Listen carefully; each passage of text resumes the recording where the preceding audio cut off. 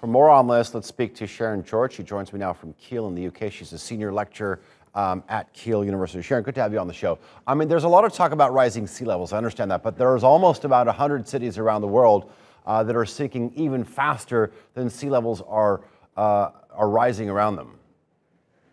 Absolutely, and this situation is increasing. It's accelerating, and it's not just that change in water level.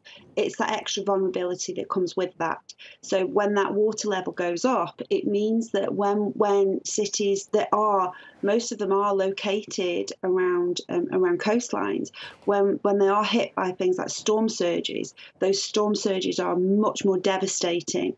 If you think around the world, 1 in 10 people live in low-lying coastal cities. So this is an issue that affects so many people around the globe. And it's not just those areas that are, it's not just the areas, we're not just talking about a few areas with high, ability to be able to resist this. The worst affected people are those people in the most vulnerable situations who have the least control over this situation. So, any hope at the moment is welcome. I understand that we can do more to combat climate change by reducing sort of our dependency on fossil fuels, but there are a lot of cities, out there sinking because of under or groundwater pumping. I mean, if a city has little access to water, what do you do? Well, exactly. When you have seawater coming in, that then ruins the groundwater. You have situations where your wells become saline. It also impacts agriculture.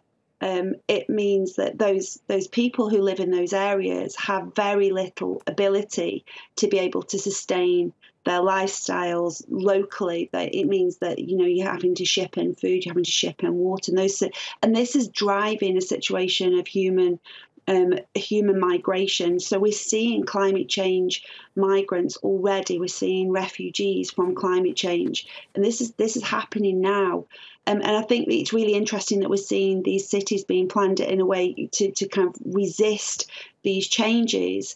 And we're kind of accepting now that this isn't a situation that we're preventing. Climate change is here, it's happening, it's affecting people, and we need ways to live with this, as well as coupled with trying to combat the impacts of this. Let's talk about those waves, Sharon. I mean, in that news package, I'm sure you were watching, there was a bit of a promo video that was played. It kind of reminded me of Kevin Costner's Waterworld, this floating city off Busan. I mean, how feasible is it? I mean, we know that Jakarta's moving their capitals. It's a city of 10 million people. I can understand 10,000 people living on a floating city, but how about multiple millions? Well, this is it. We're talking globally. 600 million people approximately live in low-lying cities. We're talking about having a city that can house at best 100,000 people is a start. But I think what is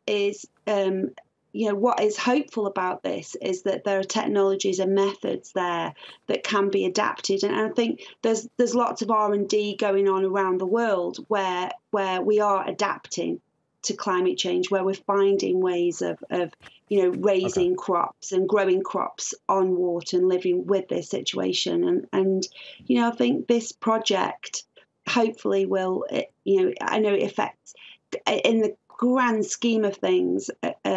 It does offer hope, and it offers that technology that can hopefully be rolled out. Sharon George, thank you very much for joining us here on the NewsHour.